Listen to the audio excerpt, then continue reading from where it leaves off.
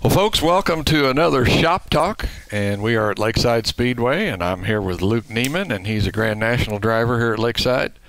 And we're going to talk a little racing tonight, mostly about Luke's career. Luke, I understand that you got started back with Ed Schuspine, more or less following him around racing, but then you got to know his son. Is that right? Or am I getting this wrong? Actually, his dad used to race at the old Lakeside, and he watched him race as a young boy, and kind of just started. Years later, I started racing with him, with his son, Ed. Yeah. Okay. Ed Jr. Okay. And we started racing cruisers together in about 2000. Just kind of went from there. About 4 years went by. We raced cruisers together, and then went to factory stocks, and I'm here now, racing Grand Nationals. I have to ask you about running this cruiser, though. That seems to me like it's got to be a pretty unique partnership or whatever between the driver and you were the gas man. Yeah. You were the gas man. You were the brake too? No, he has the brake and the steering wheel. I just run the gas. Okay, but still, that's got to be a pretty unique relationship. Oh, yeah. I mean, do you after a while develop a feel for what one or the other is going to do? Yeah, it's definitely if you run it long enough together, you get pretty good at it. Yeah. And we seem to make a pretty good team doing it, actually. And what I understand now, you guys actually traveled around a little bit doing this too. Yeah, went to Beatrice Speedway for a few years. They had fall nationals up there, and we did decent. We also went to Muskogee, Oklahoma. We went all the way from a G feature up into an A, and it was actually a street stock race. And we just called them and asked if we could bring our cruiser, and they said, yeah, if you really want to do that, then come on up. And we qualified, and I think we took 14th in that race. It's pretty amazing for a 4,500-pound car, race against 3,800-pound cars, Yeah.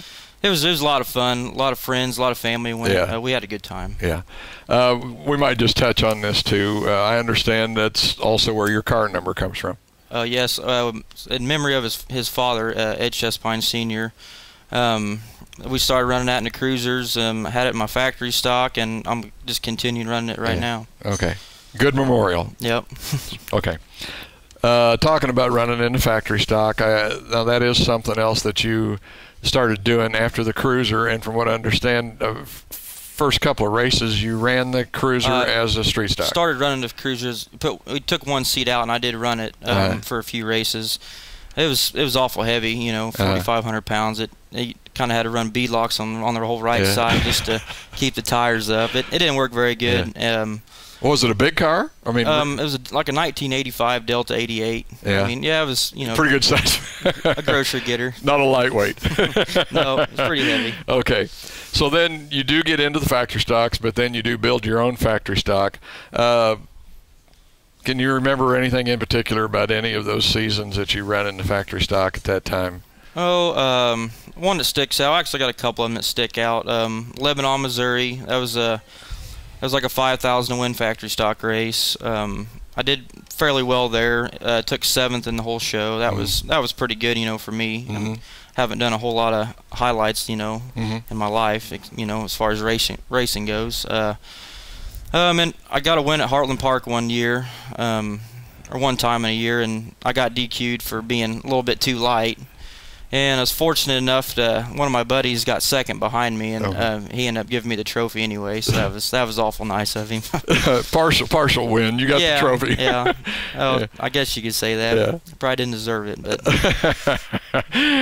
Well, that happens sometimes. Yeah. I'm sure it wasn't intentional. No, it wasn't intentional. Just I was a little light on fuel that night. I should have bought 10 gallon. I only bought 5. I was just running a little bit low on cash that night, so. Yeah, it happens. Oh, yeah. One of those things. Moving on more into the present here. Now, you, I think a year and a half ago, 2 years ago, you only got to run half the season, didn't quite have the car ready. But you have moved on into the Grand National class here at Lakeside. How's that going? I mean, is it a big difference? I mean, it's got to be one of those things that it has to be a change coming from factory stock going into the Grand National. Yeah, it's a little faster. You're running a little bit lighter car. It's definitely different. Different transmissions. Yeah, they handle a little bit better than like what the factory stocks do. Yeah, I mean, just all around, it is different. It's something you got to get used to. It's a feeling that you just got to adapt to. I should say. So it's like they say, more or less, that seat time and seat of the pants feel. Absolutely. I guess.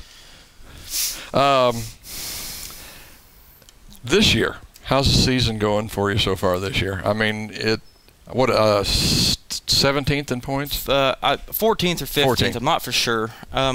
It's going pretty good. I've had a few, rocky weekends. I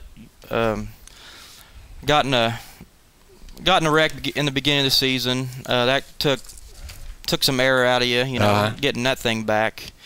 But all in all, I've only had a couple DNFs. It hadn't been real terrible. But it's going good. Yeah. There again, talking about the change from the factory stock to the Grand National. What I find out talking to so many race car drivers is that you get into that change of technology between the two cars, and a lot of it for a new guy in a new class is trying to find somebody that will really help them out. Give them some information, help them out a little bit. Who's your go-to guy here at Lakeside? Well, or guys. I'd have to say Leon and Nick Benninger. They those guys and their crews really been a lot of help to me. I bug them quite a bit, but they're real nice. They got a lot of experience behind them, a lot of good help behind them too. They answer any questions I have. I really appreciate it. Yeah, as I say, top-notch people as far as I'm concerned. We already talked about the high point in your career. What probably has been the most difficult for you in the fact that it might be one of those days where you just say, man, I don't know if I can do this anymore. I've had it. The wallet's about empty. I'd have to say when you start blowing motors up, you start tearing your car up, that's a tough pill to swallow. Motors they're just getting so expensive these days that you gotta, especially here to run at Lakeside, you gotta have have a good bottom end in these cars to have them hold together, and you just can't throw junk together. You gotta have something pretty good. Yeah, I was gonna say it's a tough track. I mean, a lot of competition here. A lot of competition, but also it just seems like it's tough on equipment and motors. Yes, that's definitely so. Yeah. Okay. Now we've only got probably 3 or 4 weeks that are left in the season. I know you're not really happy with what's going on so far. I mean, everybody wants to do better. Everybody wants to be first in the points. But what about for next year, Luke? What are we looking at? Going to be the same car, same class, same track? Well, as of right now, probably so. Yeah, I mean, I'd like to have a lot better car, a little bit more updated car. The one I have is, I think it's an 04 chassis. Definitely, everybody wants to have a lot better equipment underneath them. I'll just have to kind of see what happens, see if the economy gets any better, see if we can make some more money out there and put a little bit better equipment underneath me. Yeah, I know. I think to wait and see. Everybody's kind of playing that wait and see game, how things are going to go over the winter, and like you say, how the economy is going to go. Hopefully things are turning around. Well, Luke, I know you've got some people that help you get out on the track every week, and I'm sure there's somebody you'd like to thank before we close out.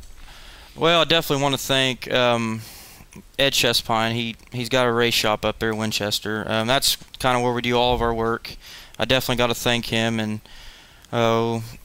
Larry Schmidt, Tyler Schmidt. I want to thank those two guys. They've been there for me. I had a motor go down at the beginning of the season, and Larry helped me out on that. I really want to thank him for that too.